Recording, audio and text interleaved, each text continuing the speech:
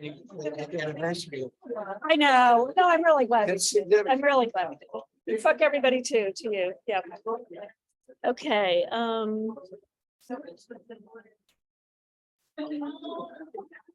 so I'm in the call, so why don't you sign in?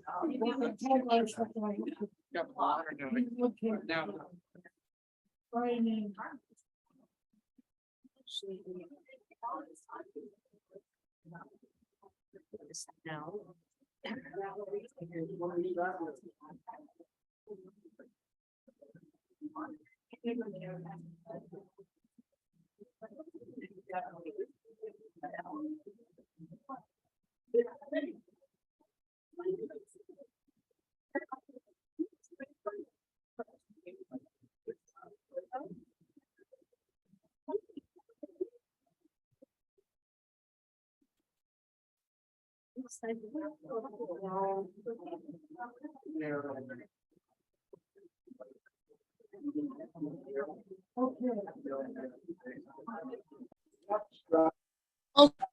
Okay, let us.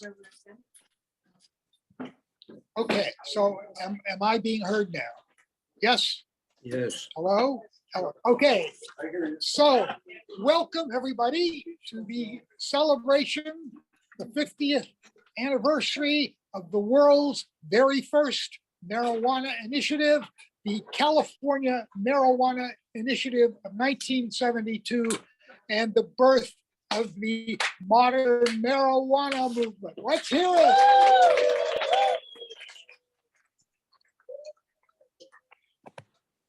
We are honored today to have the presence of some of the very original founders of the California Marijuana Initiative and of Amorphia and of California NORML.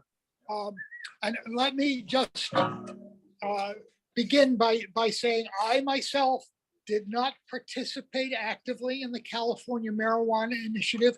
I had just arrived in California in 1972, but it was the very first California election I participated in, and I proudly voted for Prop 19 for free legal backyard marijuana. Which we almost have now, but there's still some work to do, it seems. So, with no, all right. So let's start out, in fact, with the very first, is Gordon Brownell here? Gordon Brownell, yes, Gordon. I'm All here. right. All right, here he is.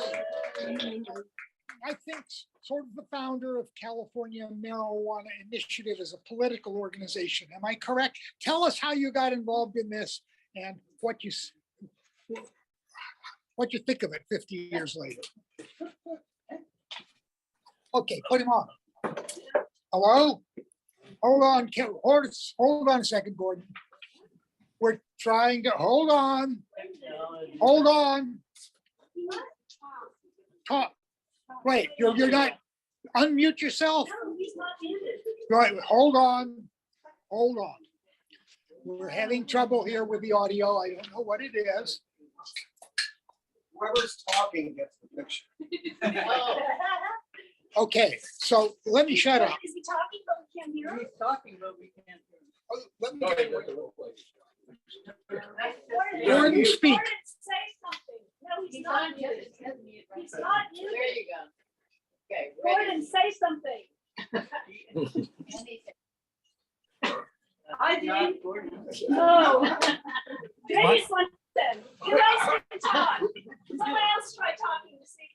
My screen shows that the number, Yay! All right. my screen shows that the number of people are muted. Keep unmuting themselves. I don't have it set up right.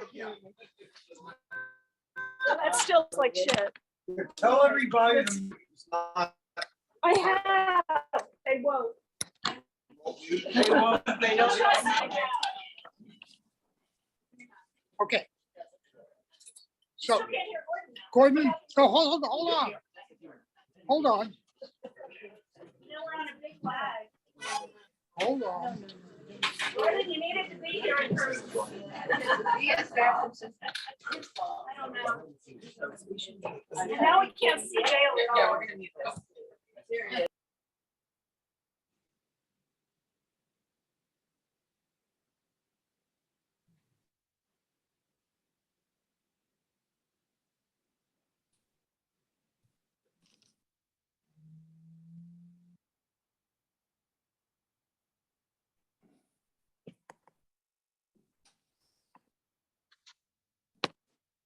I can't hear anything.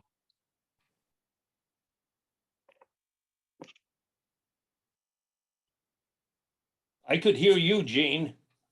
Oh, good.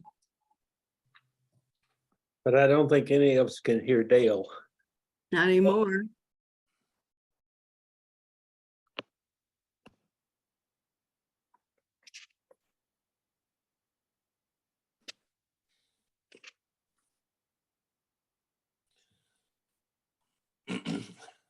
Didn't say hi to you, Sandy. Hi, Sandy. Hi, I'm really happy to be. Hi, Sandy. Great to see you.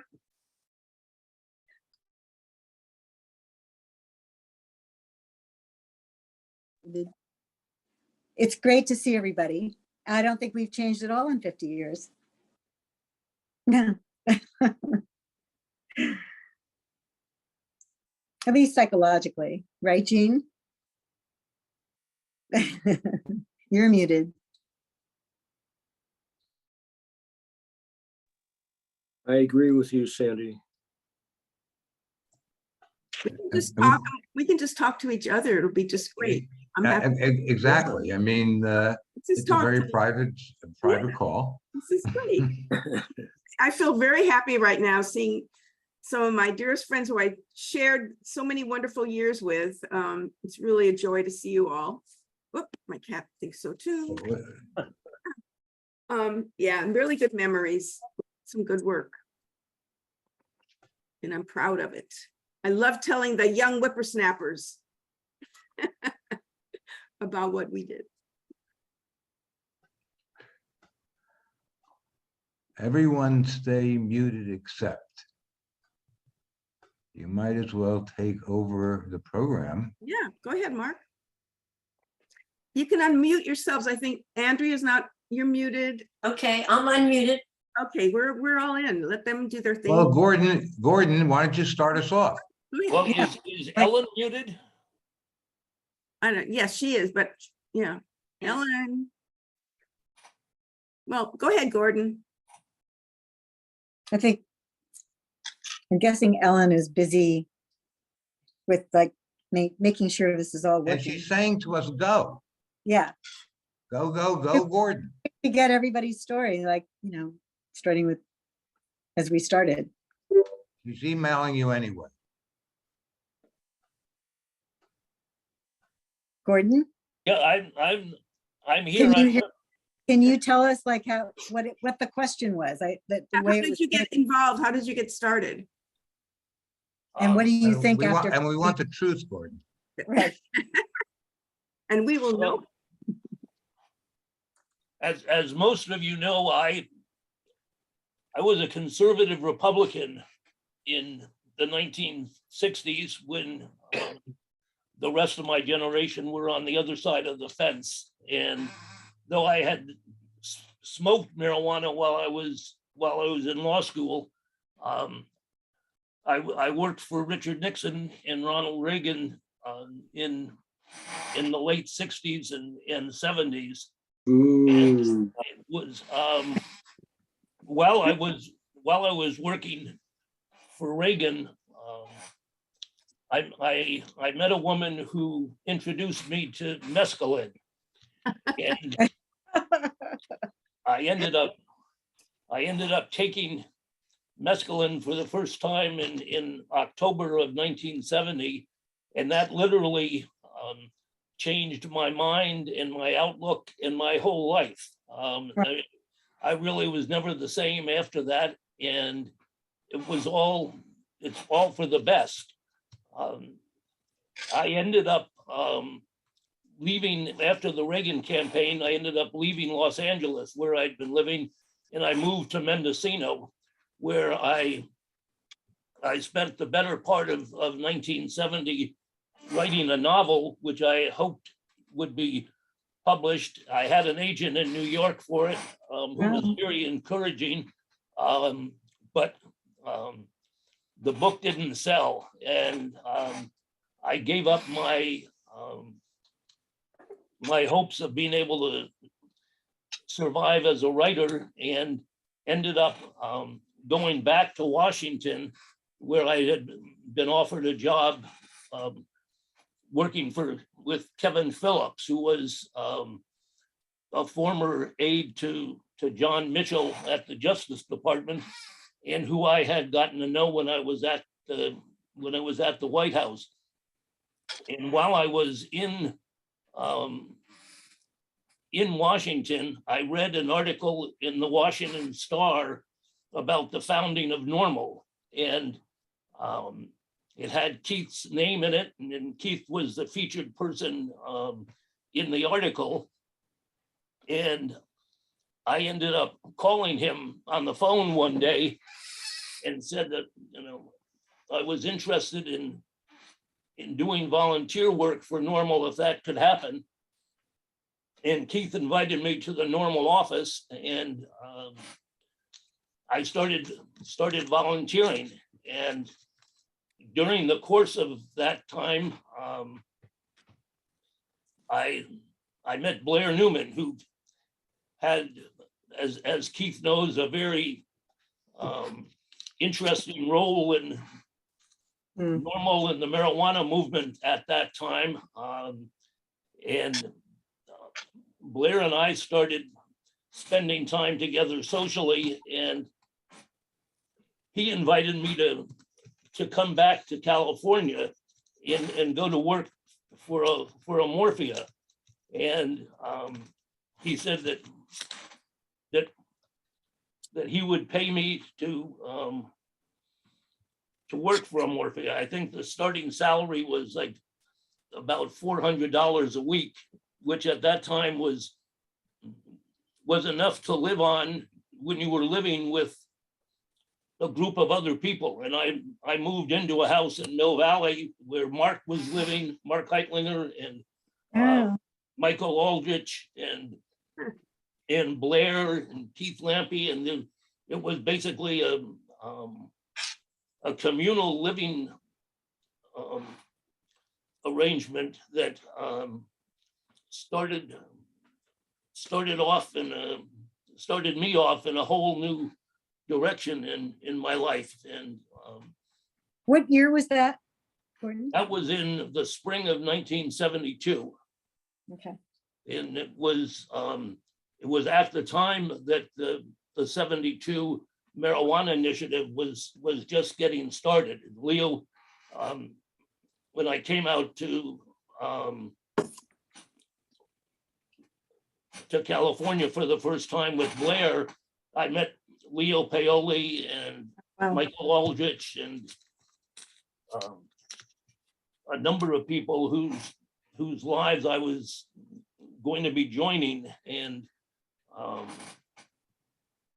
I ended up, I lived at the Morphia houses in Mill Valley, where there were 6 or 7 of us living communally.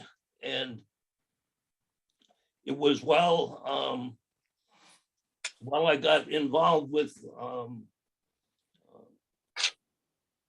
marijuana initiative, on the first day that I was working there, I met Sandy Kudik, Alex now, and that was an event that really transformed my life. Alex and I started living together, and we spent 10 years together, and the 1970s were just an amazing time in my life, and the time that I spent with Alex and Mark and Michael and Leo, the whole marijuana movement people, Andrea, I can't see everybody who's participating in the meeting now, but it was a great introduction to a whole new chapter in my life. And that led,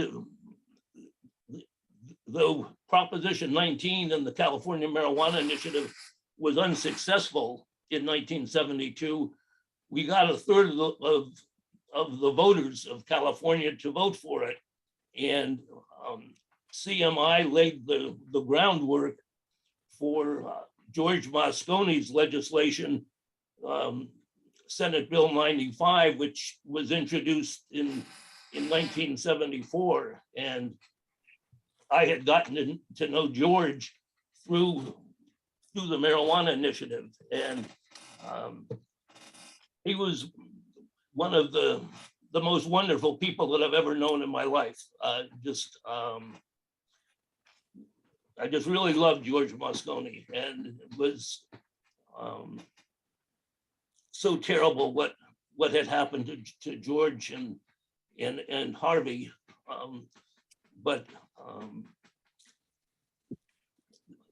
they transformed San Francisco and really the whole state of California in a number of ways. And it wouldn't have happened had I not met Blair through NORML. And I continued, even though Blair and Keith had very strong differences at the time, I was somehow able to maintain friendships with both of them, and ended up working for Amorphia, and then later working with Keith on the merger between Amorphia and NORML, and setting up the West Coast chapter of NORML in the fall of 1972. And that's how I met,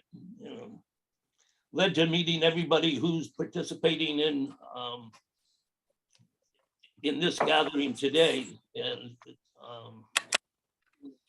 it was a special time in my life with some really special people. And I'm really privileged to be with all of you today, and looking forward to hearing what everyone has to say in terms of our memories together and what we've done over the years. So.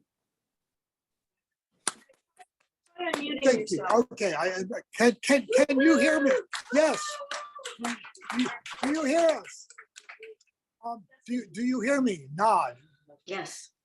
Okay, so let me introduce now here in person another key figure at the beginning of the other organization that we have not mentioned as much yet, but Amorphia, which is, I guess, the real start of the marijuana movement in California. And we have here Dr. Dope himself, Michael Aldrich. Michael.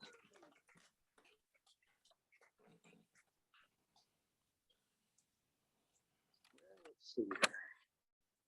Can you turn that a little bit down so that it's more at my face? Yeah. Okay, I That think should so. work. Speak up, Michael. Okay.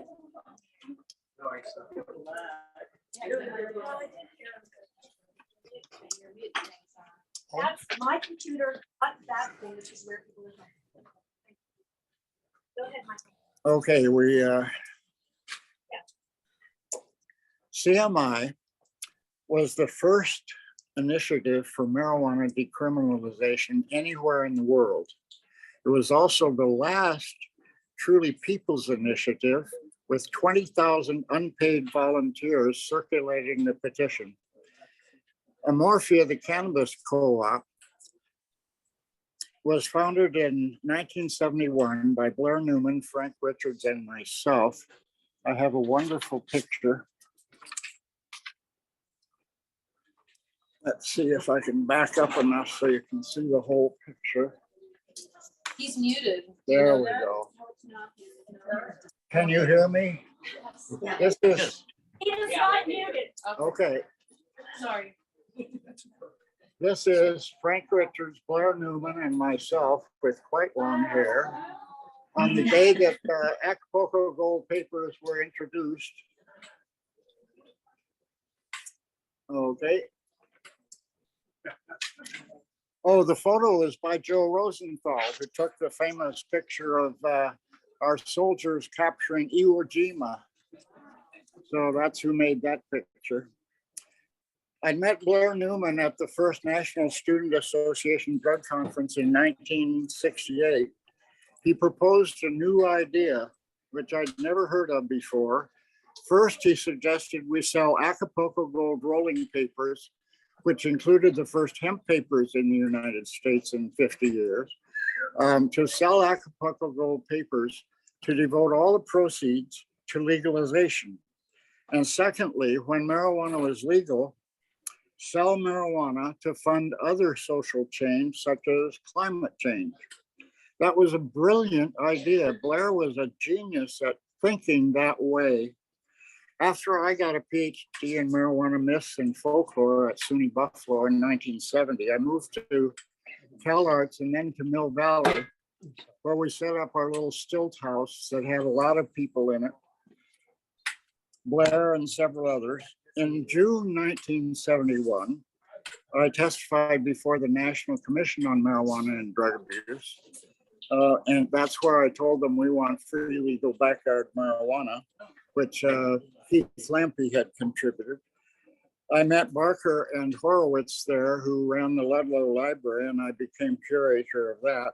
I also took Allen Ginsberg to the National Commission hearings, and he blasted them for 45 minutes about not only marijuana, but opium in Southeast Asia. A Foster City attorney named Leo Paoli called Amorphia in November of 71, and he'd been to, he knew that the legislation and the Governor Reagan would not sign any kind of marijuana bill, so he figured we'd better have a people's initiative. He studied the initiatives with a guy named Mike Timko. We went first to John Kaplan at Stanford, a brilliant law professor, but we talked to him for several hours, and he was absolutely insistent that only full legalization would do, with pot sold only in liquor stores. So we rejected that one. We didn't want to sell pot only in liquor stores. In December 71 and January 72, there were meetings to draft the wording of the initiative, and Todd Mikaria, our famous medical doctor who knows more about anybody, who knows more about the medical uses of marijuana than anybody, he and Keith Lampe, who is known as Ponderosa Pine, put together an event called Jocks for Joints. Does anyone remember Jocks for Joints? All right. Jocks for Joints had a softball game out in Marin, and we invited our opponents, COMI, Citizens Opposed to Marijuana Initiative, and they couldn't even field a team. There were a group of about 8 people, and that was the opposition. I met Michelle, circulating petitions. At that time, every petition had to be signed by the register of that petition, and every signature on the petition had to give their address. And at the right-hand side of the petitions in those states, they had to precinct. They had to go through these huge books of voter registrations in every city and tell what precinct they were in. This took many, many hours. It was terrible work, but we got a lot done. That's when Jack Herrera showed up, I believe, maybe a little later than that.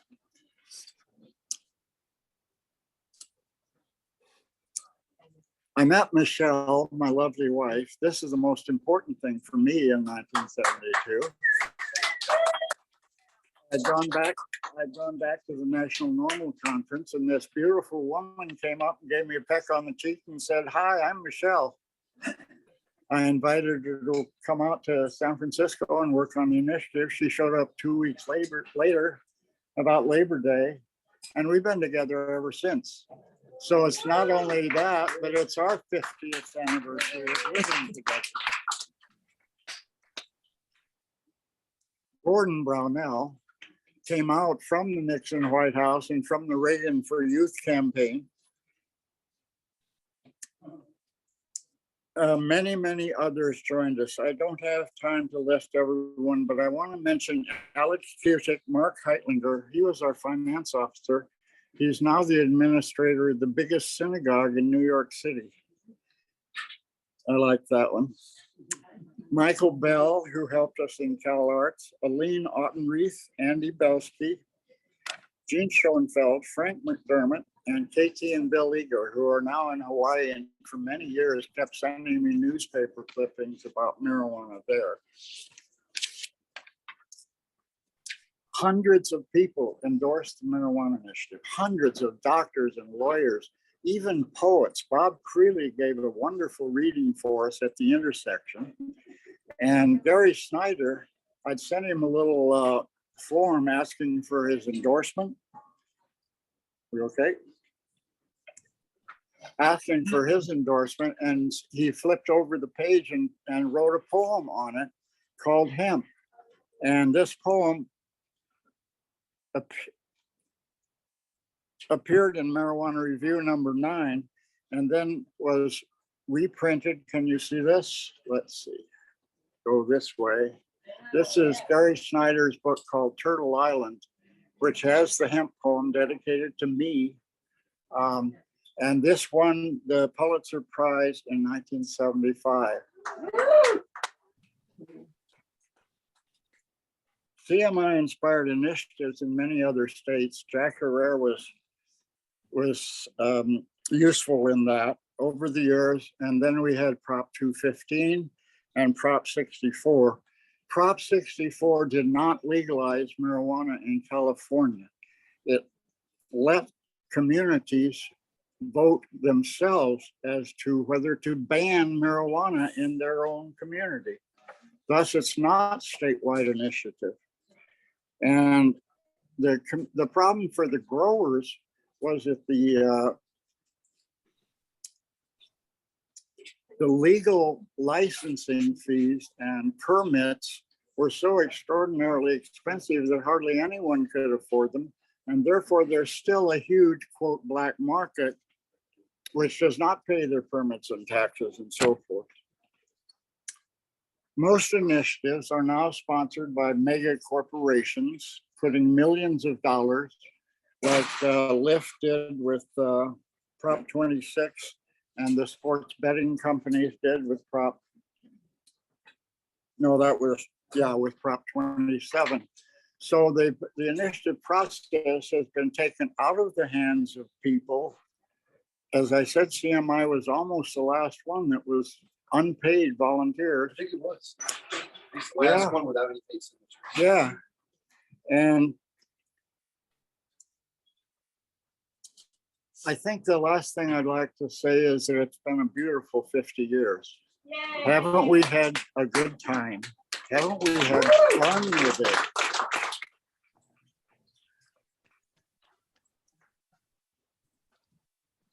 The legacy of CMI lives on. I have 2 storage units full of boxes, about 500 boxes of archives from 1972 all the way up through every movement, every organization that I've been part of. I don't know what to do with my archives. I tried Berkeley, they don't want them. They don't have the room for them. So I'm going to get some help and make a list of all the boxes that are up there. And just hope we can find somebody who wants to preserve these for future researchers. Yes, yes, yes. Michael, can I want to Michael? thank Dale and uh-huh. Can I make a suggestion for your archives?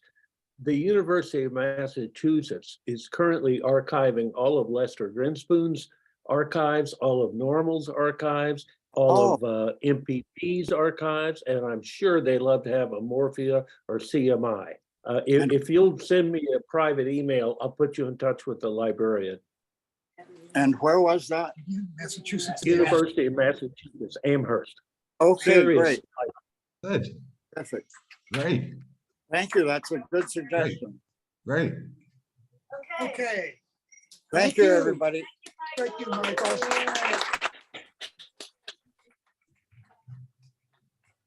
Let's see, is John here? Johnson?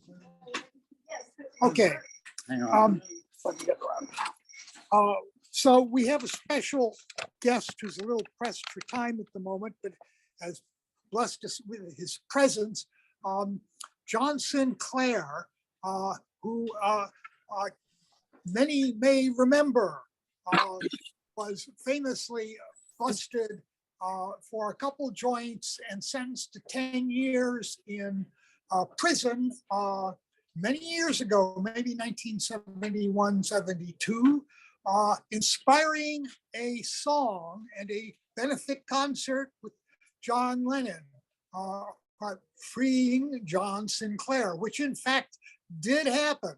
But John Sinclair has been a poet and a prophet, I guess, of marijuana ever since, and we are pleased to have him with us today. John, take it away. Hey. You got your hand in my face. Oh, there you go. Who's that? They don't have no names on this thing. I've never been with so many old people before. Who are we? Don't they have a way to put the names under our pictures?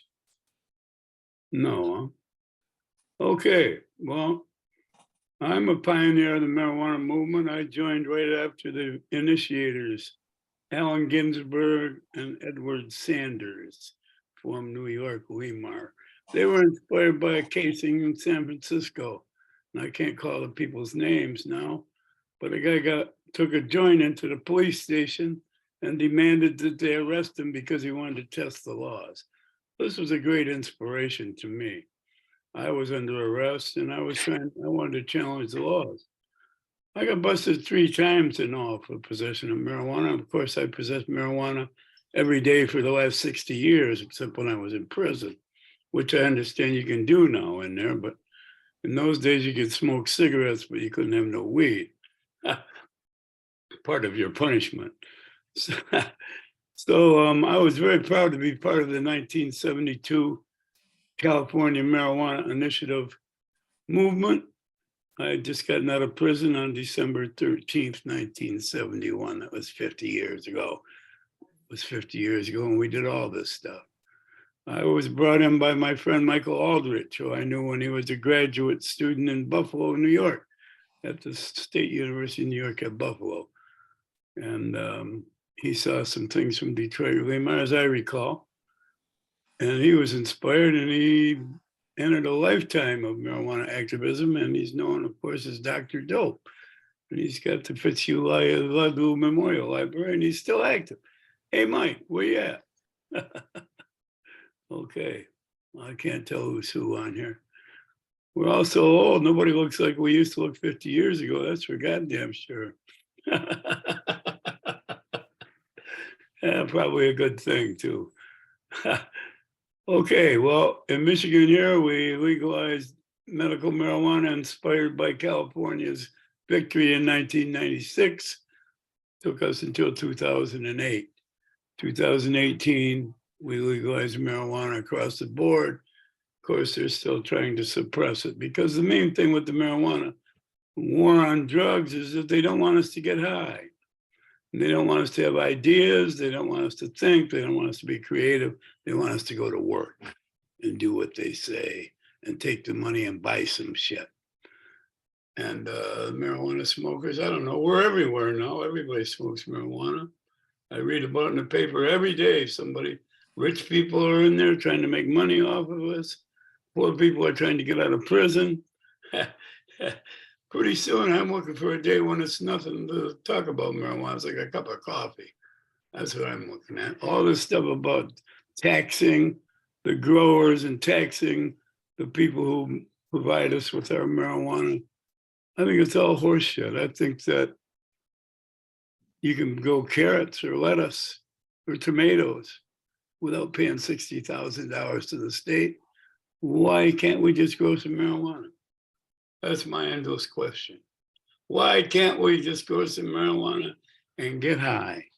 Like Amorphia said, we want free, legal, backyard marijuana.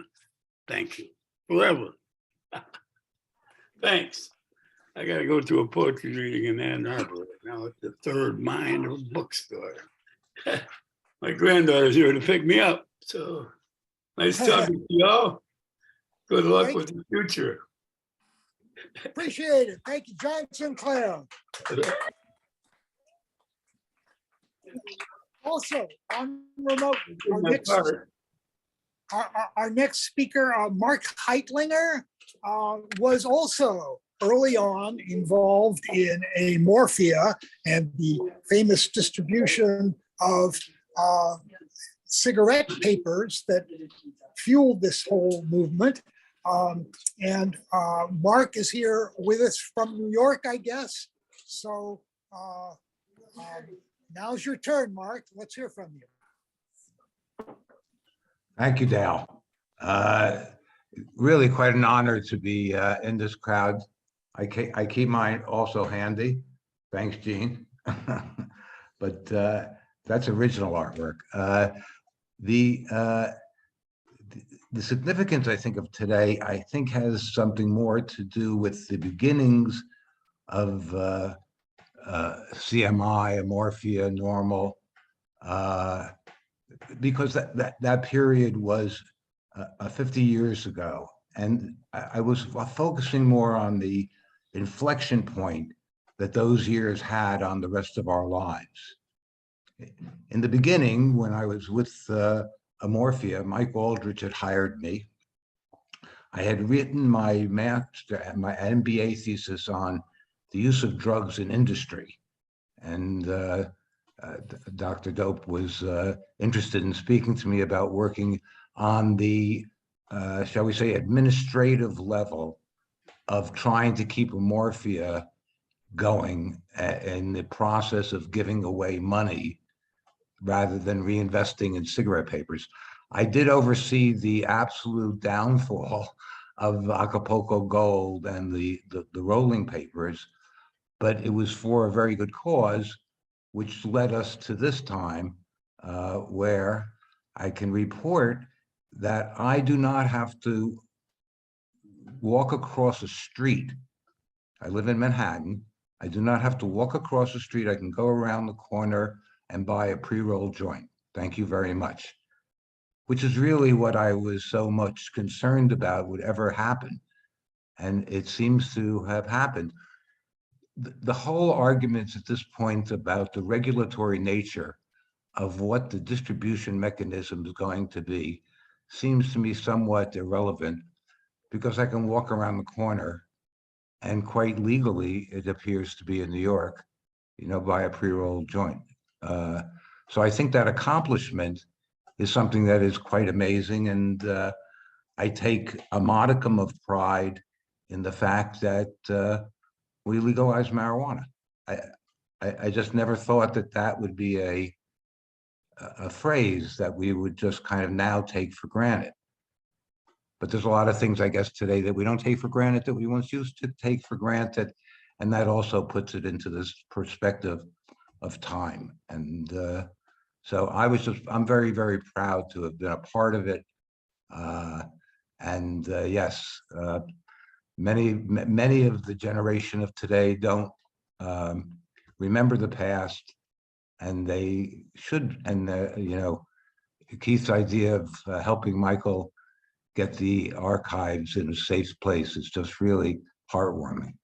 It's really a menschlich thing to do. And over the course of time since then, I left Normal. Something about a party. They had a party sometime. I don't remember it. That's my constant answer. But after that party, I hightailed it to New York, and I met my wife Bonnie, we've been together, and was the administrator of the Soviet Jewry movement, the movement to rescue the Jews from the Soviet Union. I did that for 10 years, and I am pleased to announce my retirement at the end of the fiscal year from my position as administrator of Temple Emmanuel, which Michael referenced to as he thought was very cute. I found that it's 34 years that I've been here, and the other night, it's almost an ending to this parentheses. We had President Clinton and President Bush speaking at the temple. Getting to meet them seemed to be just a highlight. And so hopefully I'm going out on a good note. And with that, I'll say goodbye.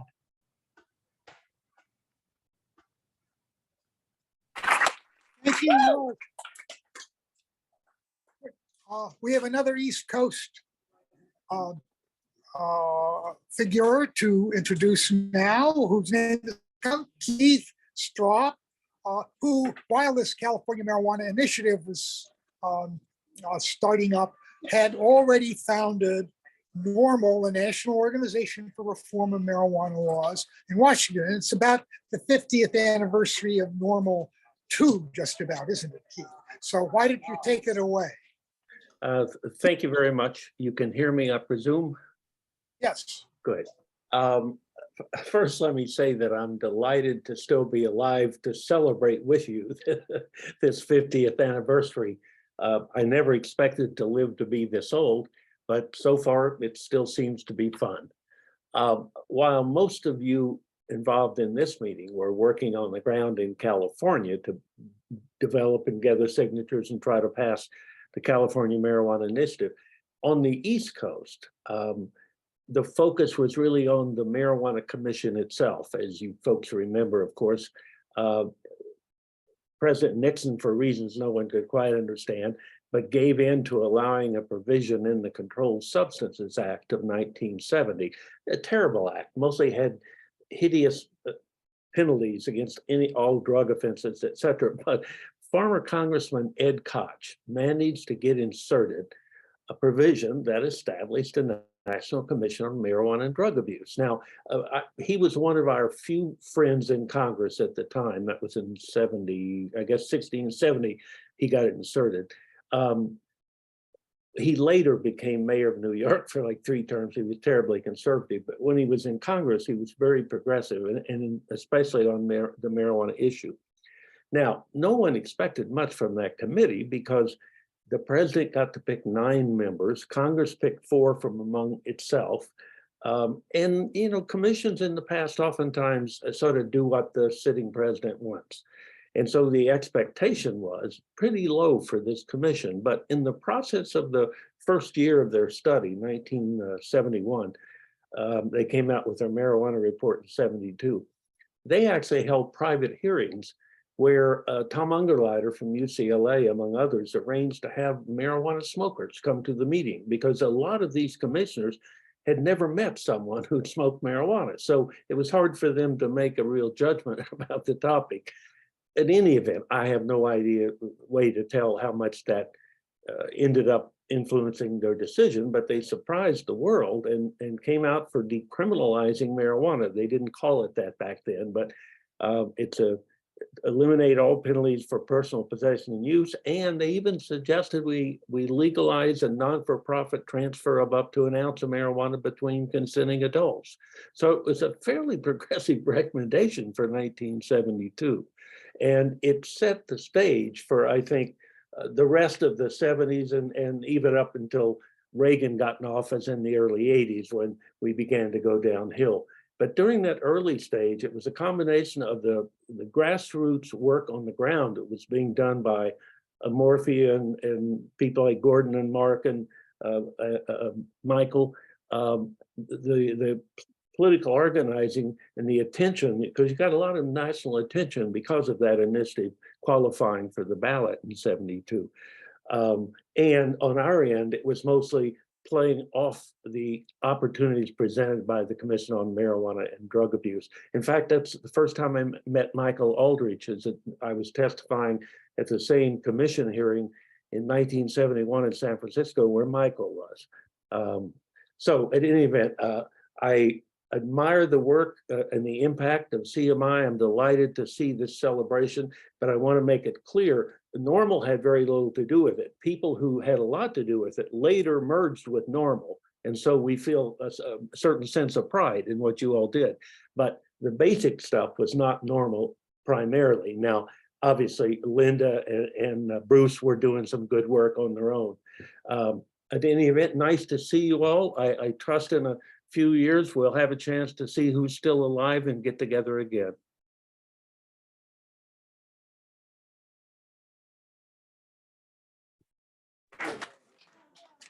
And maybe marijuana will really be legal by then. Okay.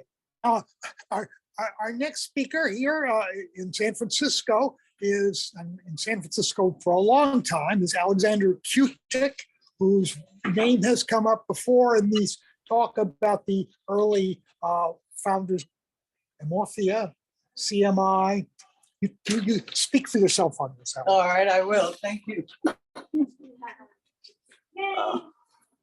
It's good to see so many familiar names, if not faces, I confess. But we need to move this over. Do I need to stand here? That's better. Whoops. Yes. Sorry. Okay. All right. How's that? Everyone can hear me okay? Yeah. Thank you.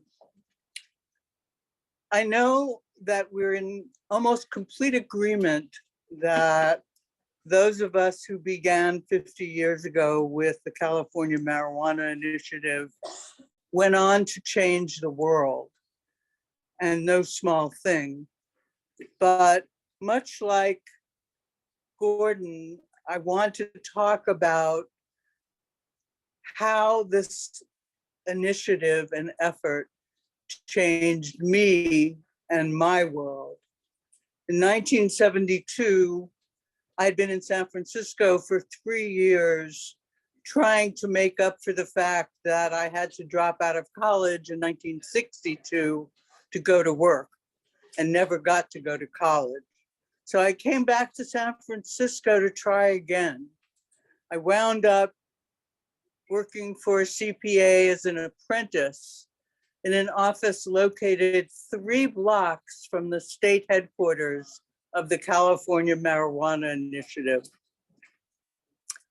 I was smoking dope then and very much aware that that was the one thing in my life that made me vulnerable to the criminal justice system.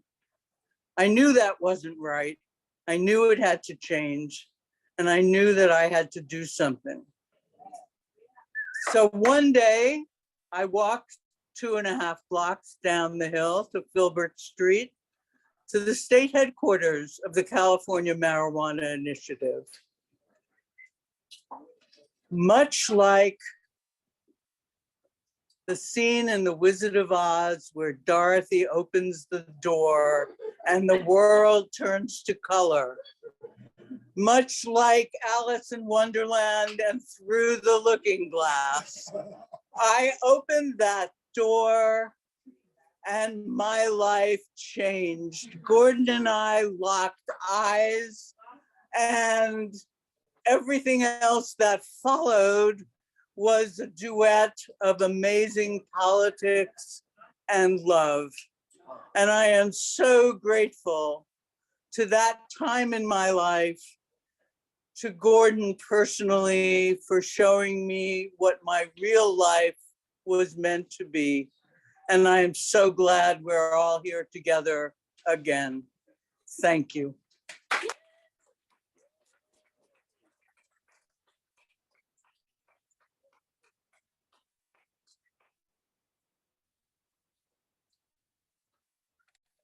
And here to draw for our next speaker, someone whom we've already heard referred to before, Michelle Aldrich, the wife of Dr. Dope, and now celebrating your 50th anniversary.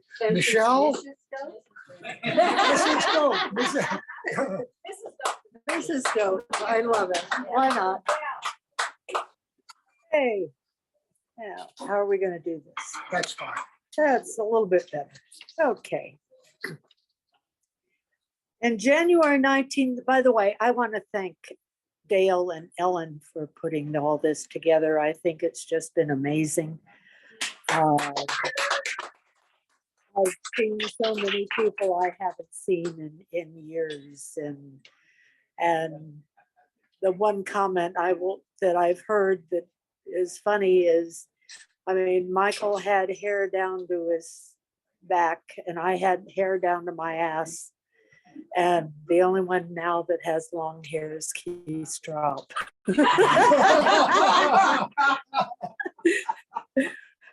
And with that, in January I resent that. 1972, I moved from San Antonio. No, you resemble it.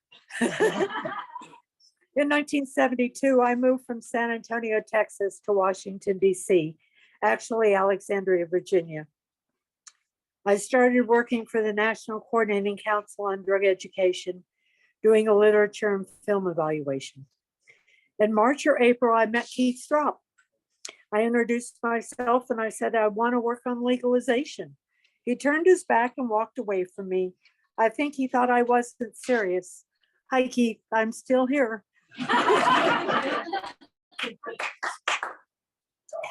People asked me why I wanted to work on legalization. I answered, people shouldn't go to jail for smoking marijuana.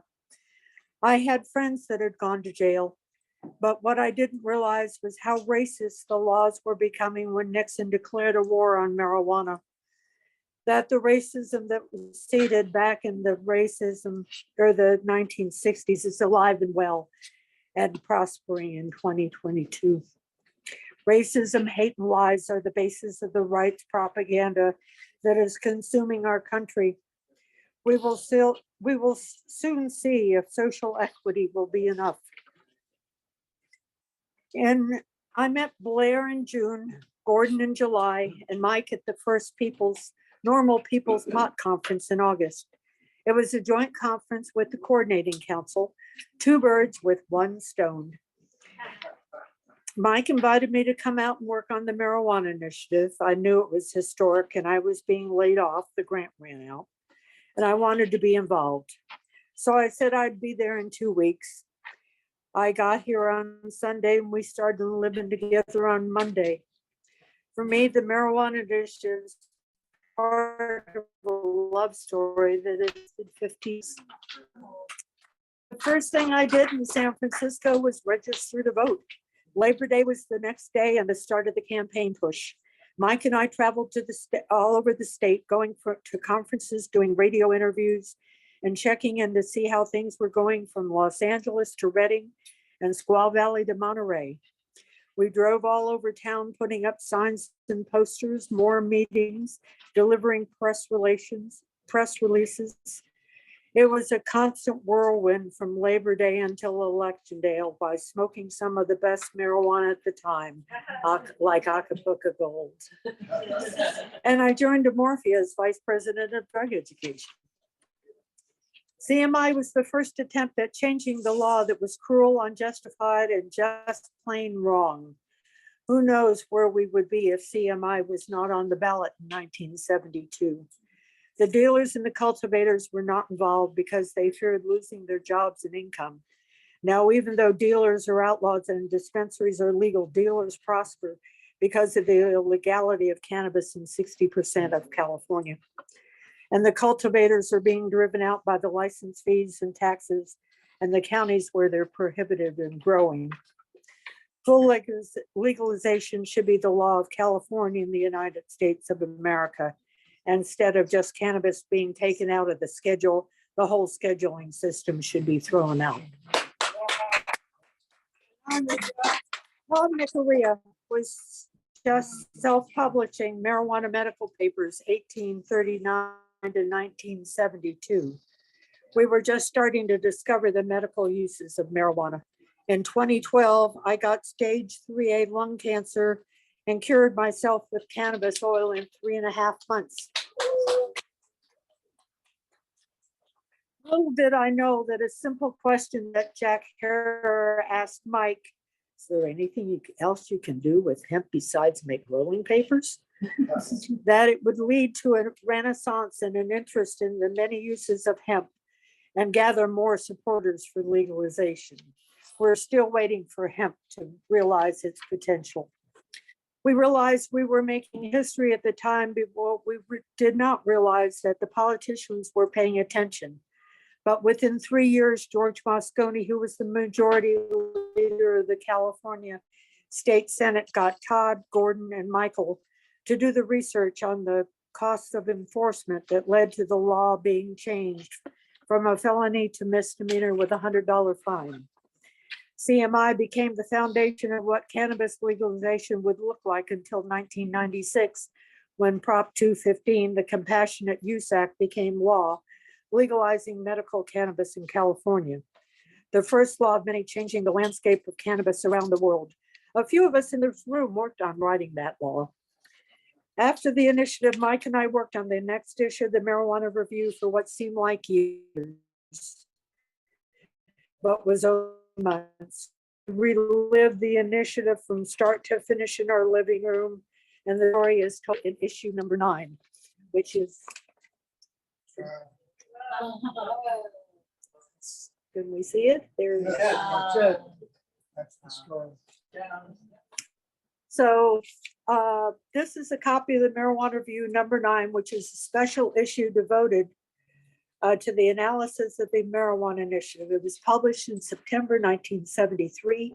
If you want a copy and don't want to pay $1,700 for it, you can go to Amazon and download it on Kindle for like $2 or something. All the marijuana reviews are on Kindle, but they're hard to find thanks to Amazon, but they are there. And with that, I will end with the sense that I've ended most of my speeches for the last 50 years. What we want is free, legal backyard marijuana. Thank you. Amen.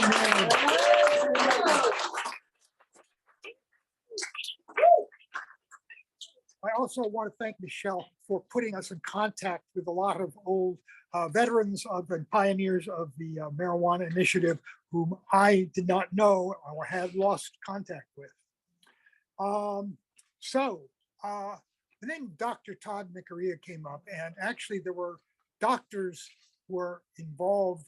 A lot of doctors supported CMI 72. In fact, Dr. Joel Fort, now deceased, who was a drug abuse specialist, wrote one of the ballot arguments, or signed the ballot arguments for Prop 19, as it was called.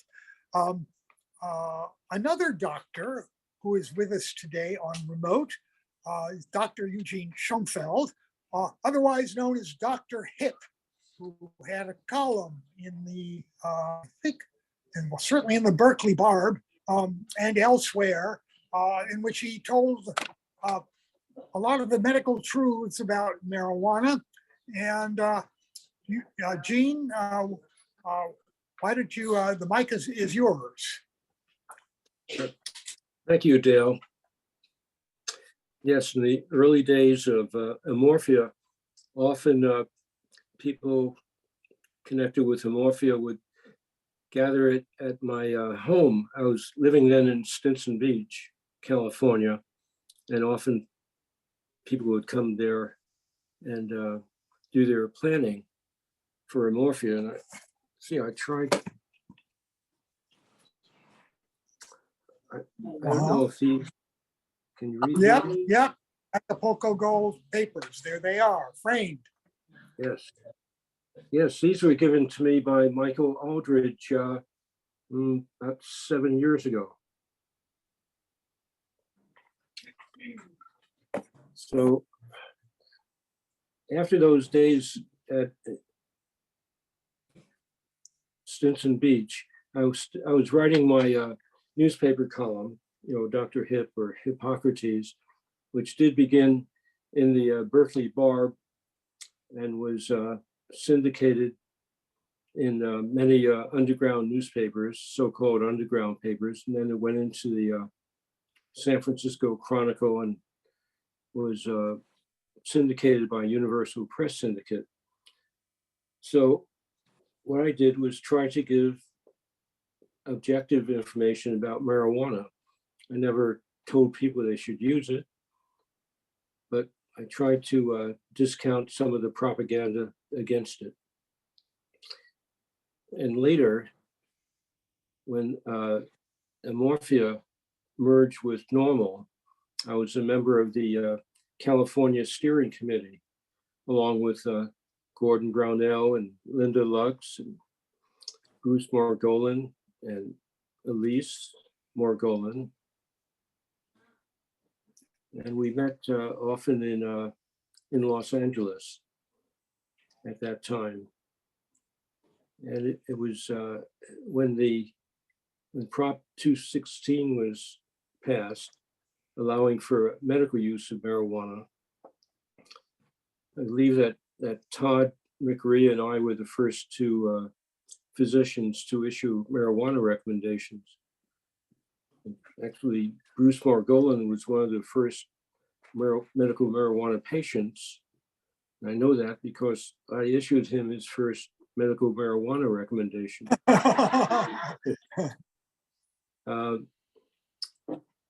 It was a very useful time. When that happened, the Attorney General of California issued a memorandum to all the local district attorneys in California, saying that if they ran across any medical marijuana recommendations issued by Todd McRae or Eugene Schoenfeld, that they should right away contact the Attorney General of California to let them know. And this made me cautious. I guess I was more cautious than Todd because I never had any problems from the medical board, because I always felt that if I just acted as a usual physician, doing what a usual physician would do, that I was all right. And it was true. So it was very interesting to see it morph from medical marijuana until a point where we have an imperfect law in California, but it allows adults over 21 to use marijuana. And some of us have known about the benefits of marijuana for a long time. Me since 1963, when I first started using marijuana on the island of Idro with Leonard Cohen. Oh. Yes. And then later I had an amusing incident with a woman I was seeing in New York City. I was going to Yale then to get a master's degree in public health. Somehow I wound up making glue from flour and water, something I remembered from a child, and gluing a cookie to the wall of her apartment.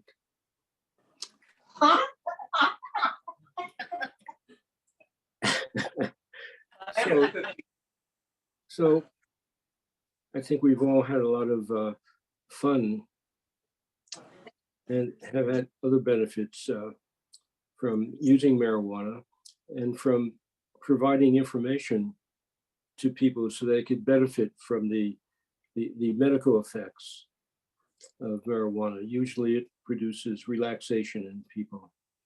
And that is a great benefit for people, particularly now. Now more than ever.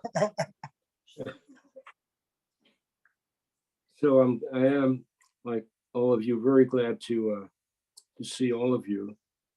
I haven't seen Mark in many, many years.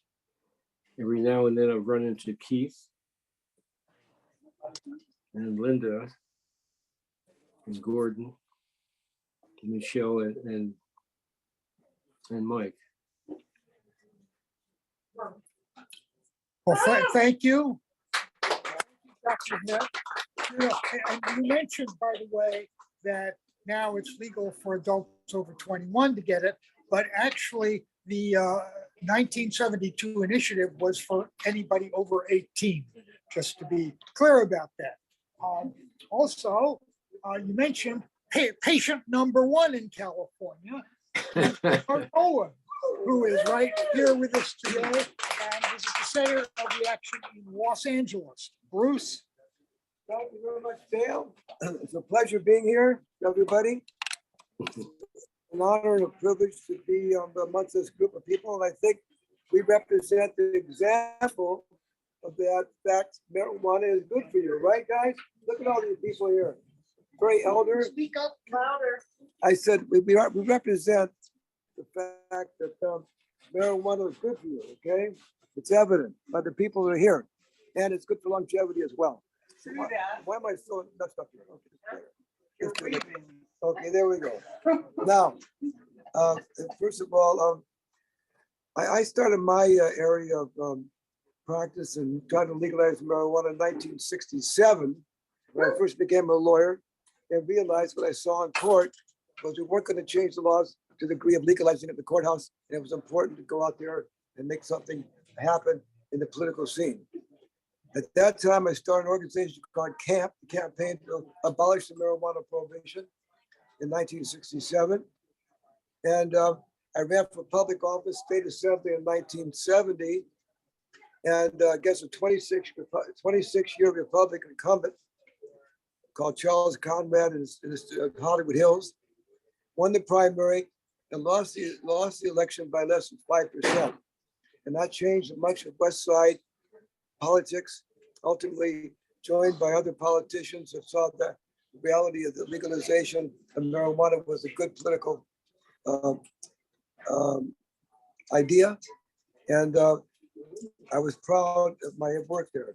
Now, sometime later, in 1971, I was invited by Michael Stepanian to come to San Francisco and meet the New Normal organization, included Keith Stroup and of course Gordon Brownell. I brought here a picture of everybody there that was at that little event. And there's the left side is Michael Stepanian.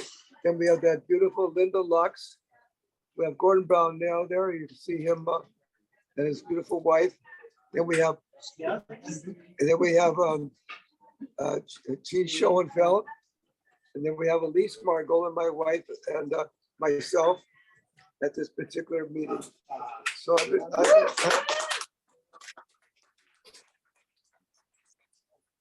nevertheless, we went on to fight Prop 1972, and my office acted as the headquarters for Los Angeles. And I worked with Jack Herrera at that time. We had quite a bunch of activities of people coming to the office and bringing all the paperwork in. And the actual statute is very nice, and we should consider going back to it, okay? What we proposed at that time. Let me read it to you real quick so you can see what we were thinking about in those days and how important that could be today. It was very simple. It said, by the way, it was in 1972, we needed 5% of the public that was actually registered voters. I got some laryngitis, I'm sorry. Anyway, so, and that meant we had 3,225,000 people necessary to sign up to make that go on the ballot, but it did. And nevertheless, the statute itself would have been beautiful, and I think we consider that today as something as simple as this. Initiative removes state penalties for personal use.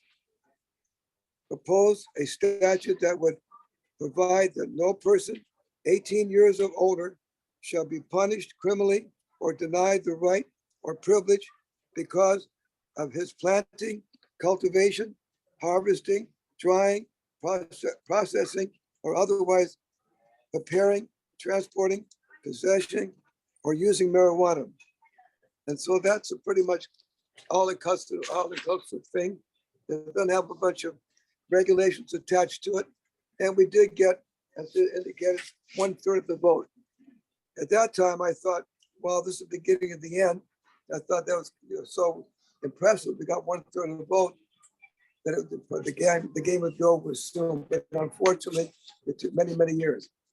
Now, sometime later, by the way, did I mention, of course, a beautiful, lovely Linda Lux, who was became the co-sponsor, the co-director of California, Los Angeles Normal in 1973. We opened up an office and at my office, and it continues to exist to this day. We're still doing very well in Los Angeles Normal. If you're not familiar with our activities down there, you can look at the the High Times magazine this month, 5-page article about LA's Normal's activities regarding Senate Bill 34 that allows provision of marijuana to patients and to veterans. And I'm very proud of LA Normal. It's existed through all these years. And I was joined by Ellen Komp sometime later when we used to go to these hemp conferences and activities with Jack Herrera, and she helped me write the first book about the marijuana laws, called The Hempster's Guide to Marijuana Laws. And that became the Margolin Guide later on. I still write it today. So what we have here today is a proof that, again, marijuana is good for your health, good for your longevity, and that we should all continue our fight because we have a long way to go. As indicated, Prop 64 is not working well. It's really a disservice to the whole idea of freedom of choice. And it's also indicated today by one of our people here, that's really not legalized marijuana. It allows cities and counties to decide whether they're going to allow it or not. So it doesn't really give us much angle on this thing, okay? I think we should consider new legislation that provides not only for the true legalization, but for reparations to people who have gone to jail and been suffering from these horrible laws that put people away from life, many of them, in some cases with the 3 strikes law, and has destroyed so many people's ability to make money and to be able to provide for their families. So again, I want to thank Dale and Ellen Komp for their work and Cal Normal. They never stop. Dale just did a tremendous thing for our community by writing for legislation, and it provides it. You can no longer will have to be fired or not be able to get a job because you smoked marijuana in 2024. And you got to give Dale Geringer the credit for that. He spearheaded it, he promoted it, he supported it, and he made it happen. And that's enough to be proud of this organization right there and then to change that horrible situation where people are getting fired for no reason other than that they smoke weed off campus or something. Now, in my office, I did testing myself. If you don't have THC in your system, you're fired. Got it? That's the way it goes. Anyway, again, I want to thank you, folks. Thank you, Ellen. Thank you, Dale. And thank you, everybody, for being here. It's a pleasure seeing you all. You all look healthy and happy. And all I can say is down for the cause. As a matter of fact, speaking about memoirs, I've just finished my book. It's called Down for the Cause. It's my book on the complete series of what's happening in the marijuana industry, and of course my experiences in India and all the other stuff. And I hope to see all of you guys again soon. I don't want to wait another 50 years. Let's keep it going. Let's stay in touch. Let's be friends, and let's keep supporting our need to continue this very important aspect of our career and for our lives and for our community. Because no one belongs in jail for marijuana, right? Right.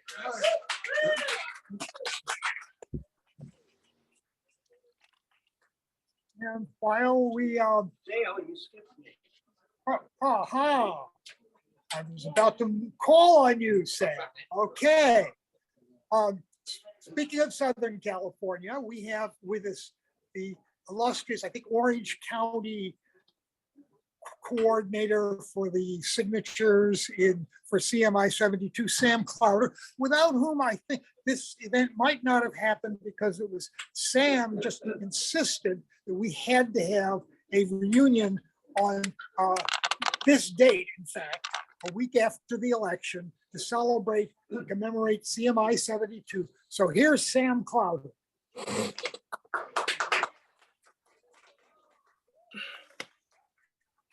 Let me get this, how can I get this straight, Dale?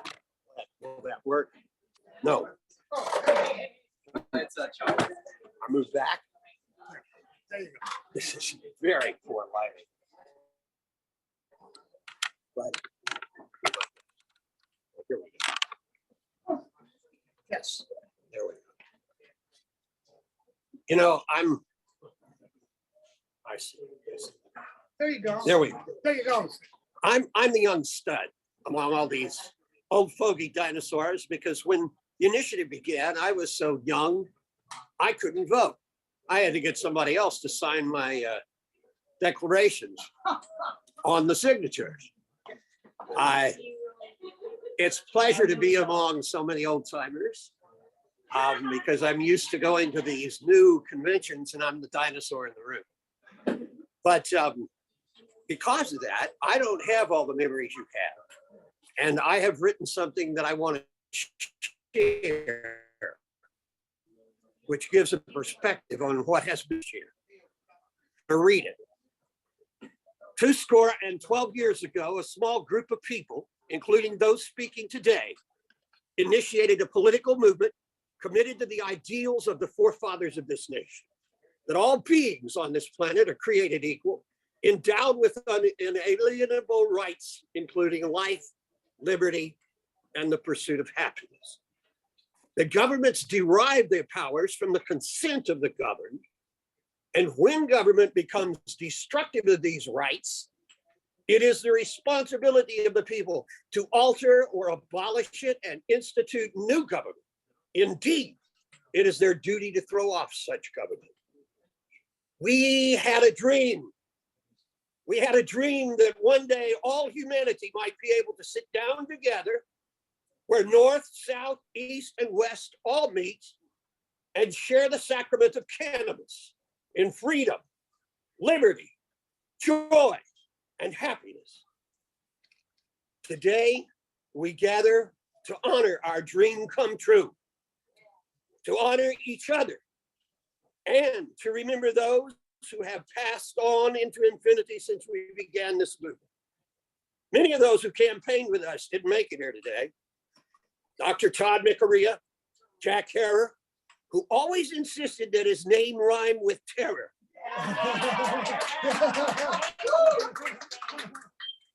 Dennis Perone, and so many others. We all saw the promised land together.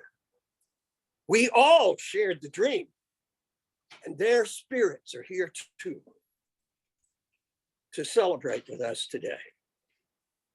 There were many times when I thought cannabis legalization would never happen in my lifetime. And boy, what a long, strange trip it's been. Because it did happen. Because we made it happen. Because we didn't stop. Our initiative in 1972 failed to legalize cannabis, but we didn't stop there. By 1976, several states decreased penalties for cannabis use, but we didn't stop there.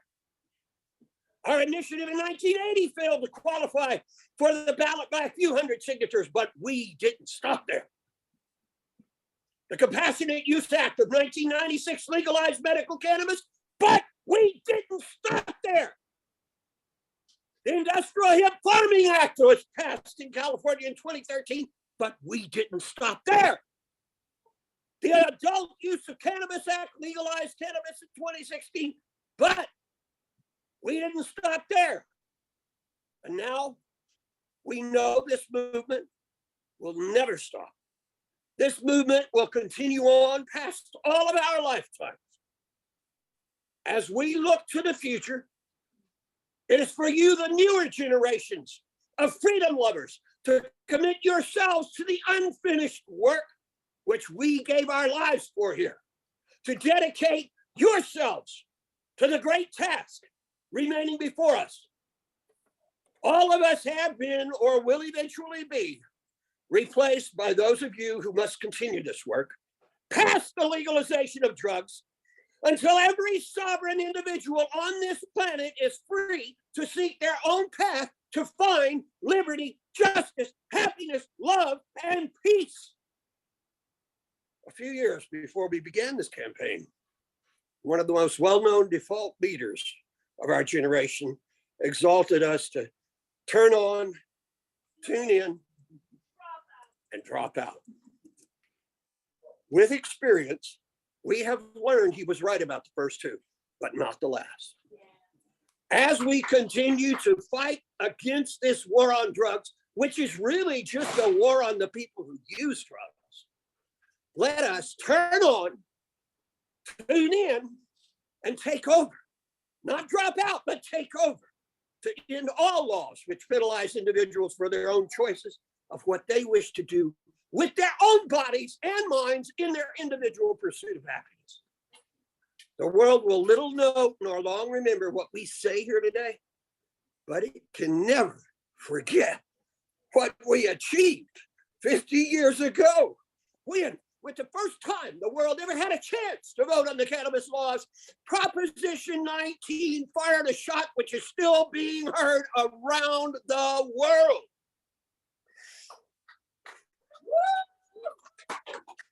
Since 1972, cannabis has been legalized in 20 other states, Washington, D.C., and Guam, and more. It's been legalized in Argentina, Australia, Barbados, Bermuda, Brazil, Canada, Chile, Colombia, Costa Rica, Croatia, Cyprus, Czechoslovakia, Denmark, Ecuador, Finland, Georgia, Germany, Greece, Ireland, Israel, Italy, Jamaica, Lebanon, Lithuania, Luxembourg, Malawi, Malta, Mexico, Morocco, the Netherlands, New Zealand, Macedonia, Norway, Panama, Peru, Poland, Portugal, Rwanda, the Grenadines, San Marino, South Africa, Sri Lanka, Sweden, Switzerland, Thailand, the United Kingdom, Uruguay, Vanuatu, Zambia, and Zimbabwe, and the list continues to grow.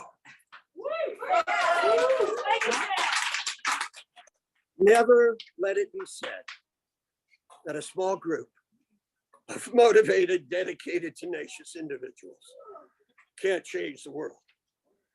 Indeed, it's the only way the world has ever been changed. Because the people who are crazy enough to think they can change the world are the ones who actually do. And we did. Yeah. Thank you. Thank you.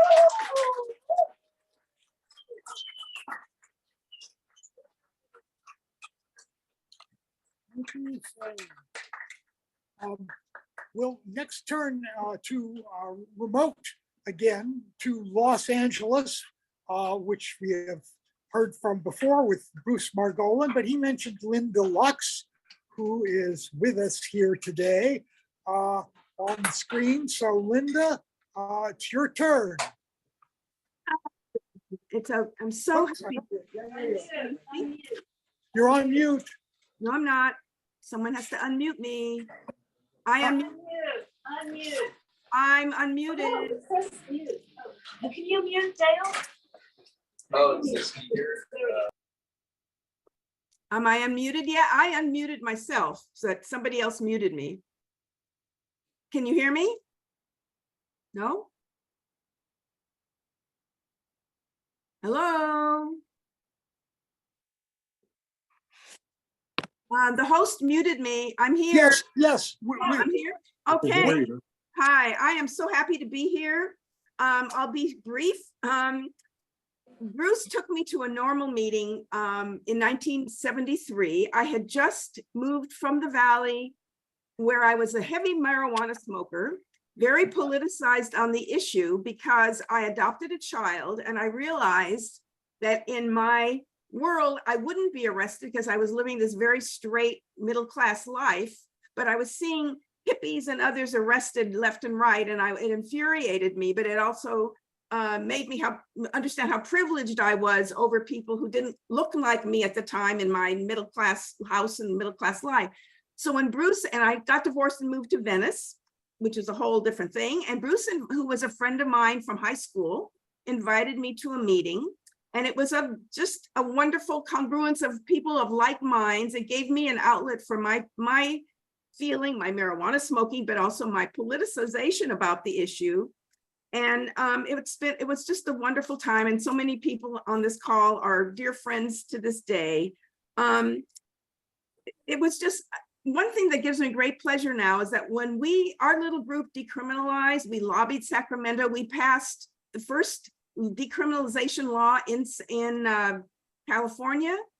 And it was just an amazing accomplishment, and the rest is basically history. But one thing that gives me pleasure now is to tell young people, including my grandchildren, that I was one of the people that began the decriminalization in California laws, and I'm just very, very proud of it.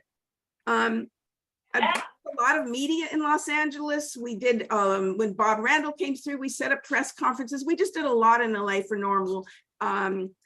And a lot of PR, we did a lot of parties, including one that Keith arranged at the Playboy Mansion.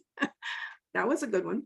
Anyway, my love of marijuana and parties at the time, two of them, right, Mark, lives on. Well, not really marijuana anymore. I got over it. But later in my life, I was appointed to the California Medical Board, or the Medical Board of California.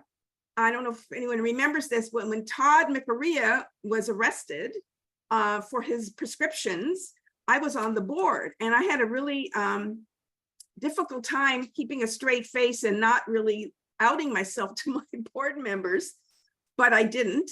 We were able to basically get Todd off, and sort of with a warning, and he had to be more careful, but we also set policies whereby doctors had to be more careful. They could still prescribe, and but they had to not do mills, because some doctors were just going into a hotel room and people could come through, and they just had to be a little more careful. But that was a very serious thing when here I am sitting on a member of the board, and Todd came. It was very interesting. And that was when Gray Davis appointed me to the board. I was a public member. Anyway, back in the day, Jack Herrera's name keeps coming up. He was just amazing. I would go to him every month to his house in the Valley, and he would donate to Normal $100 a month. And I would go pick it up and also get the lecture on the family of the pot I was buying for myself, besides collecting the donation. So, I mean, just such wonderful memories. We had such a good group, and we made history. That's all I can say. And for the young people out there in the audience and watching, it's great that you're carrying on, but know your history, because it was a huge fight. It was a felony in California to carry any amount of marijuana. And the people who suffered most at the time were hippies, and always Black and brown people. And it was just unconscionable, has been and is unconscionable. So carry on the good fight. And to my friends, hi, bye, really a pleasure.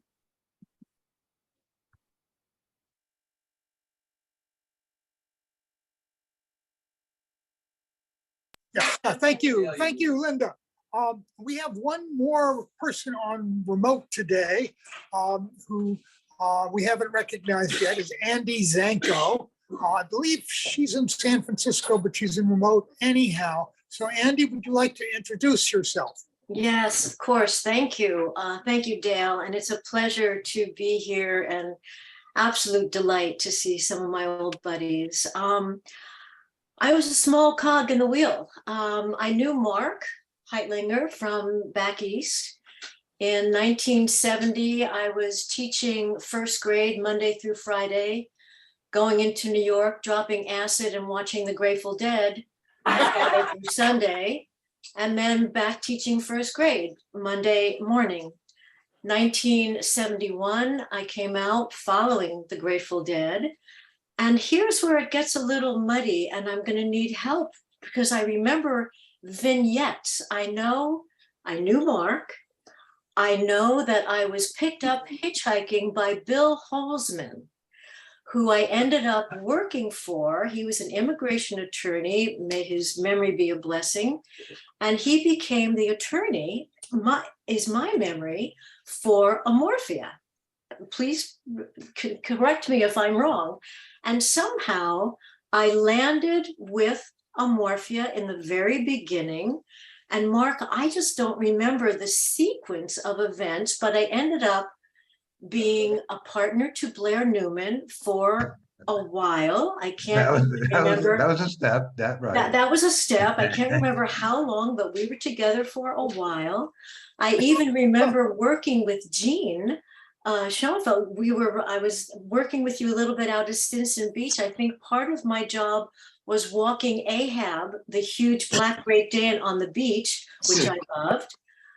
And I became the first person you would see when you walked into Amorphia. I was the receptionist, I guess, the greeter. I know I was there because I made the front page of the Phoenix on July, on let's see, February 7, 1974. And there I am counting, looking at initiatives. Apparently I was, it says here that Andrea Belsky at Amorphia checks the marijuana initiative petitions. So I know I was there. I know I used to roll a really good J. I know that I was known for that. I also apparently wrote, I must have been helping putting on concerts at Amorphia, fundraising, because look, I wrote this by me status report of concerts, boogie music by me, and I know I was there, so which really helps the memory. It was a wonderful, wonderful time. I believe what happened when Amorphia merged with Normal, I believe I went back to school, and I went to graduate school. I actually worked at UCSF for 35 years in medical genetics, clinical genetics.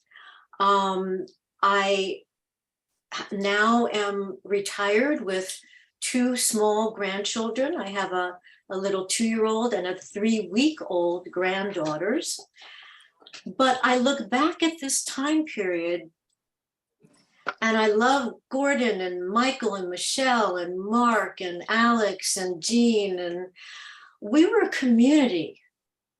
And I lived in that house that you guys were talking about with Blair. I mean, we lived in concert together, and it was such a warm and loving, most of the time, community.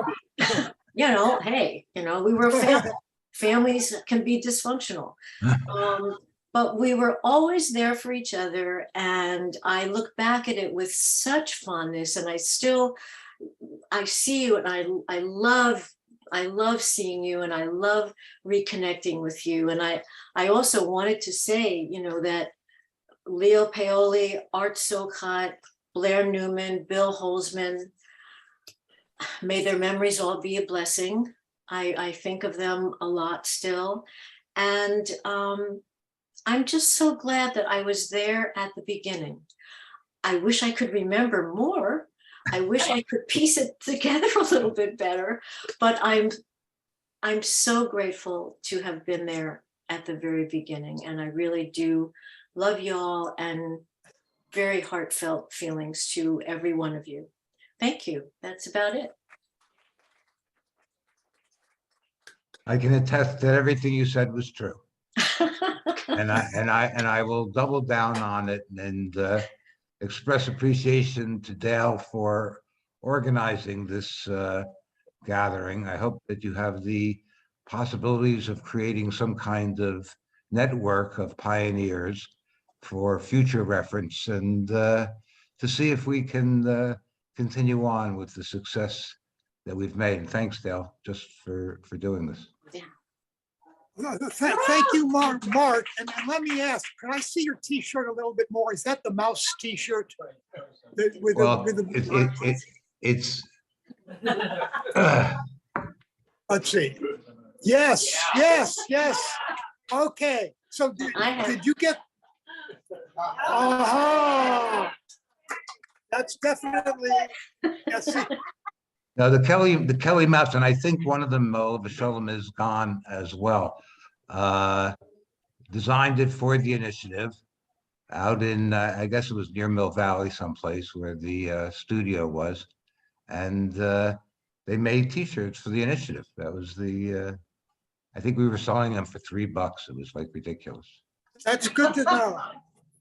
I inherited some of them when I took over Cal Normal, but I didn't know that they went that far back. I just knew that they were Stanley Mouse shirts. And I still have a couple in my T-shirt collection. I have to go. Okay, well, thank you very much. Bye. Oh, I'm sorry to leave. Bye, Linda. Okay. Bye. Take Thank care. you. Great seeing you. Bye. We have, to my knowledge, 3 more speakers here who were especially involved later in California Normal as California Normal formed following the initiative and the combination of amorphia with normal. Bill Dake, are you here at the moment? Yes, there he is. Bill, why don't you come up here? And then we're going to have Frank Huback and Jane Pitts, and that will end the program. Okay, Bill. Bill, you used to sponsor our Golden Gate run for legal marijuana and other good causes like that. And I have, here, hold on. Okay. It's a matter of praying. Right, hold on.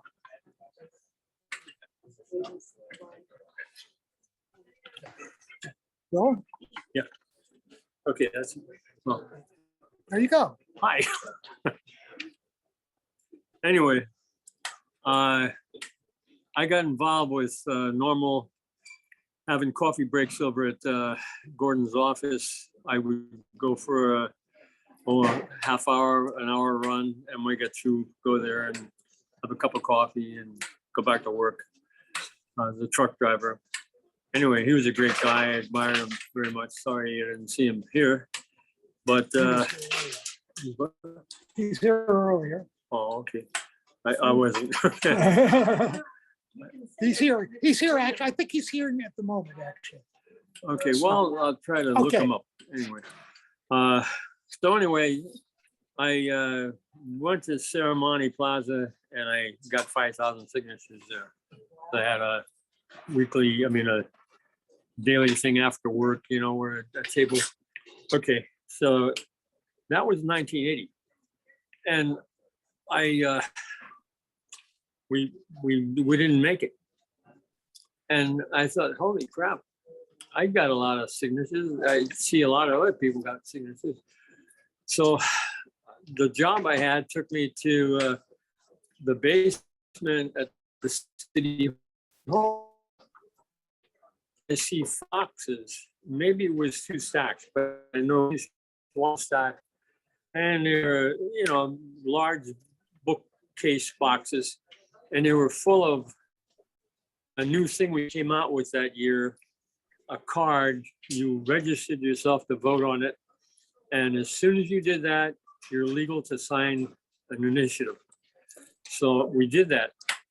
But this stack didn't get counted because it was after everything's over. And I see this thing and then there must have been at least 10,000 signatures right there in that 1 stack. Probably more than that because how thick is a card, Anyway, so that should happen. And we should have made it on 1980, but who are you going to talk to? It's all over. They already done the thing. So anyway, I got involved a little later on with another outfit. I'm not trying to de-promote Normal. I love Normal, but Leap is another outfit that did pretty well.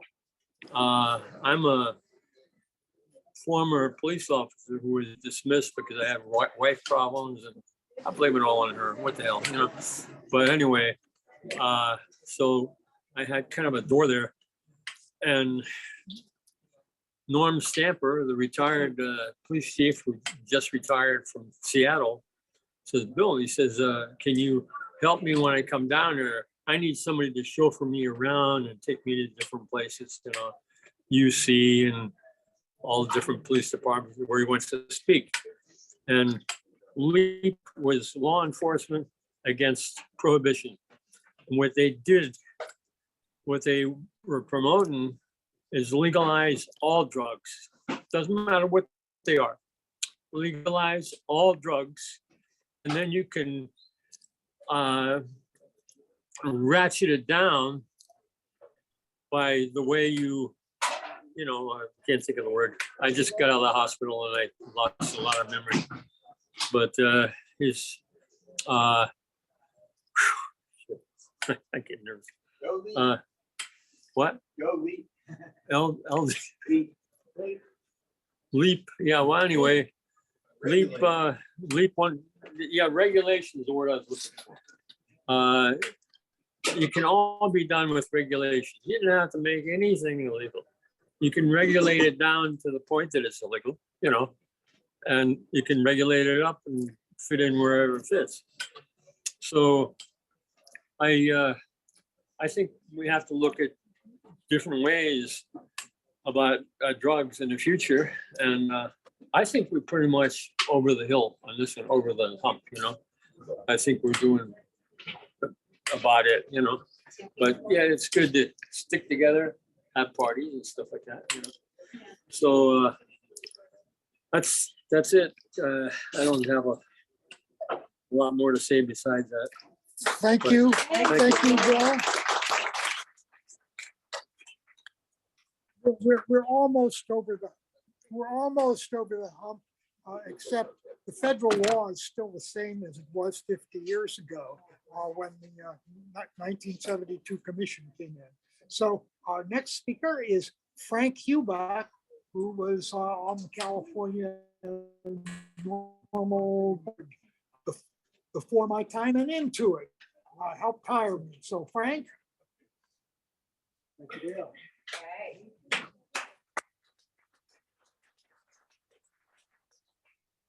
Thank you. It says here on my tag, pioneer. It should say volunteer. I'm relatively new to the marijuana movement, but I've only been involved with it for 40 years. Unlike plus years. I've been in the music business since high school and before, and somehow the music business and marijuana came together, especially for me, and it was nothing new. I found myself in my houseboat in Sausalito, listening to K-Tim, Jaco, the DJ, who did the return trip to reality, the hippest trip of all. And I'm sitting there smoking a joint, and on the radio comes Peter Tosh.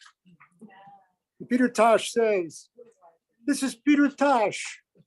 Last year, 40,000 of your American brothers and sisters were imprisoned for smoking marijuana. Don't you think it's about time you did something about it?" And I took another puff of the joint and I said, yes, he's talking to me. This was a turning point in my life. Time to get political. Been smoking it for a while, time to get political. So that was a turning point. I got involved with Normal as a volunteer and worked on CMI 80. And it was during that period that Deborah Halvonik was speaking at a Normal fundraiser, and I had to see her. So I went there, and there was another turning point. That's where I met Jane Pitts. And my life changed. We worked together as volunteers in Normal. And right after CMI kind of crashed and burned to our dismay, but didn't dissuade us. we kind of entered the dark days, as I recall, that there was difficulty with staffing, difficulty with enthusiasm and funding.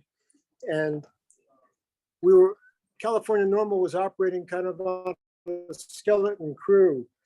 And I remember at one point, the physical area that was allotted to store California Normal's artifacts and memories and artwork was in jeopardy. So I said, well, I've got a warehouse with some empty space. And for a number of years, we mothballed Normal in the warehouse. And it was during this time that I was on the steering committee with Jane for California Normal. And we were having a change of leadership. And Fran McDermott was leaving us, and we needed somebody to run the ship, be at the helm. We were introduced to Dale Geringer, and we immediately recognized that this was the perfect fit. And we helped at that time make the transition to handing the helm to Dale. That's worked out rather well. Now, hasn't it? And I've continued with Jane, various Normal functions, helping out when we can. And as recently as the past 4 or 5 years working in Martinez, where we live, getting a dispensary past the city government. It was extremely difficult. We first went there. This little side story. There were 24 kids wearing t-shirts that say, just say no, just say no. And we kept going to meetings and doing public speaking. And by the time we finished, there were members of the city council who were saying, well, yes, I'm in favor of medical marijuana. I have some of it flowing in my veins right now. It helps me greatly. So we managed to turn the tide. It doesn't come easily.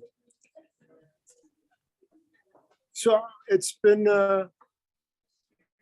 as you said before, a long, strange trip, but a good one. And I'm glad to be on the train. Thank you.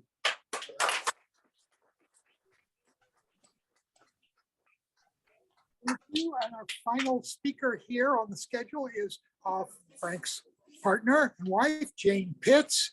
And after that, if people on remote want to put in some final thoughts of their own, they're welcome to do so. We will conclude the program. Jane. No. No. Thank you. Jane.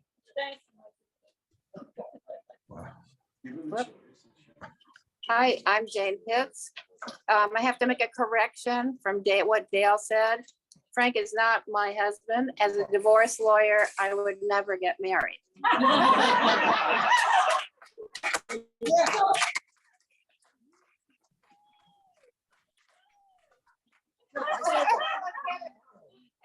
Just to be clear, I'm smart enough not to marry a divorce attorney.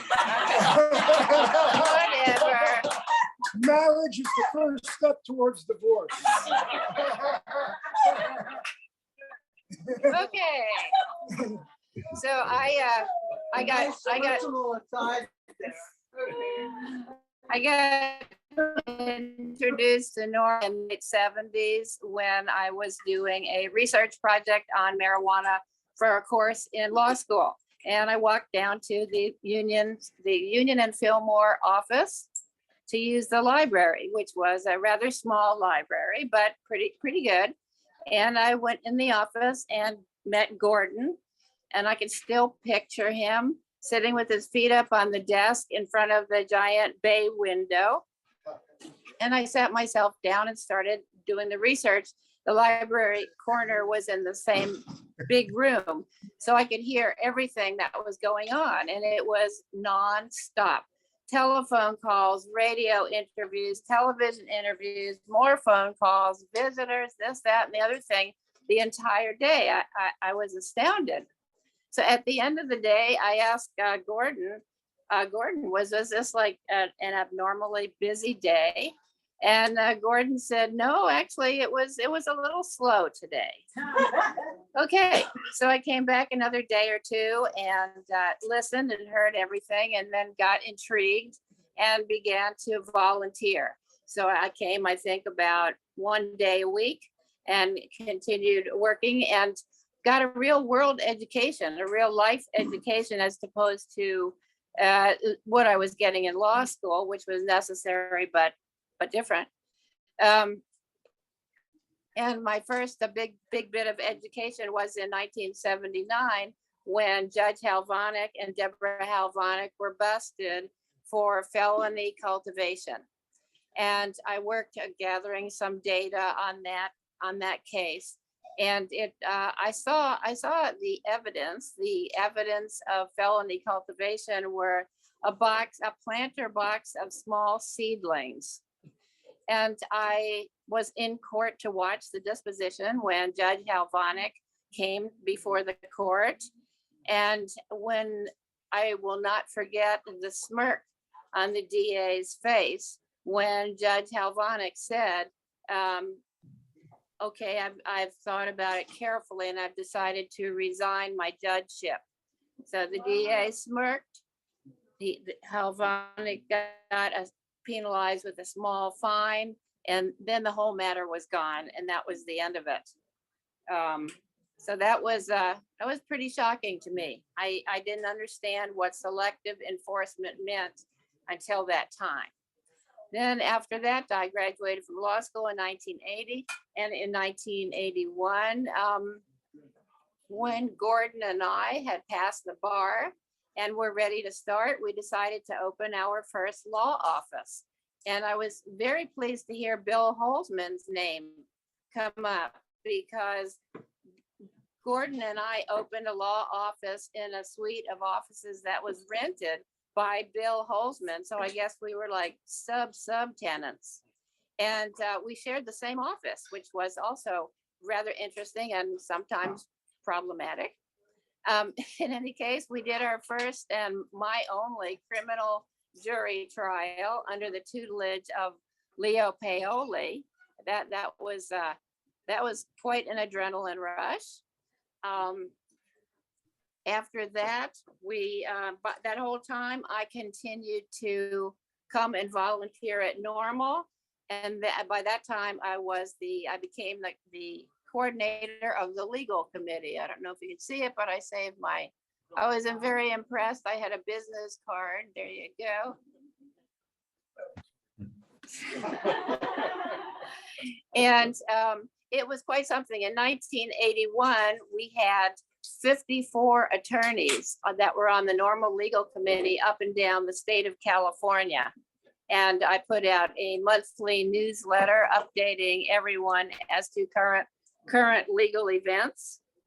And then in 82, we put together a legal seminar. I'm going, well, it's one way or the other. There you go. Survival techniques. There. It was at the Claremont. That was, interesting, wonderful, stressful, all the things that happen when you're putting together that sort of event. Yeah. And then Gordon and I separated we weren't practicing together, but we left our office and moved to different spaces. I continued working predominantly in family law, where I got to see what happens when parents accuse each other of using marijuana related to particularly custody and visitation matters. So after I decided to close my law office in 2019 after 38 years of practice and retired. So the question might be, what can a retired Normal lawyer do? And the answer is part of what Frank said, and that is, if you live in rural Martinez, you can spend your life testifying in front of the city council and the planning commission, because Martinez is essentially still stuck in the 1950s. So it's a different environment. Nonetheless, we did help. We went to a lot of meetings. It was frustrating, but we went to a lot of meetings, and the dispensary did successfully open, finally, the first marijuana dispensary in Martinez, which it's still there, and it's thriving. So it's interesting to me. I kind of feel at this point that my marijuana voyage has almost come full circle, because I find myself using THC and CBD for glaucoma, which is interesting because unlike Robert Randall, who was busted in 1976 for the same type of usage, I have legal access to it, but nonetheless, my ophthalmologist may not write a prescription for specific preparations for marijuana. So I work with an independent cannabis physician who consults with me and makes recommendations as to my use. It's amazing. We've come a long way. We've gone very far, but there still is more to go. And I nonetheless, I have enjoyed every minute of my association with NORML. It gave me a lot. I'd like to think I gave something back. And I am a proud pot pioneer.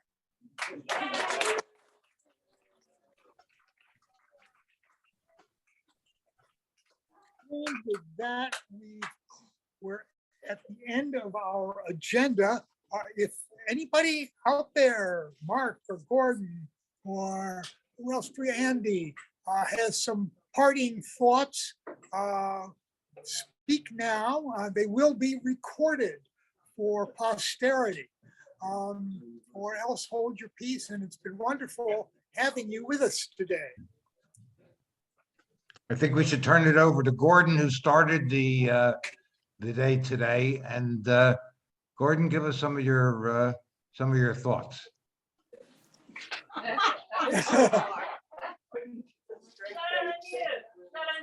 Gordon, you're muted. You're muted again, Gordon. Unmute. Gordon, you're muted. There you go. I would just like to thank Ellen and Dale for continuing to keep NORML afloat and bringing us into the age that we're in right now. It takes people like Dale and Ellen to keep NORML going, to keep the movement going. And so I just like to express my appreciation to both of them for all of the time and effort that they're continuing to put in helping make this a better world, and everything that NORML's able to continue to do. So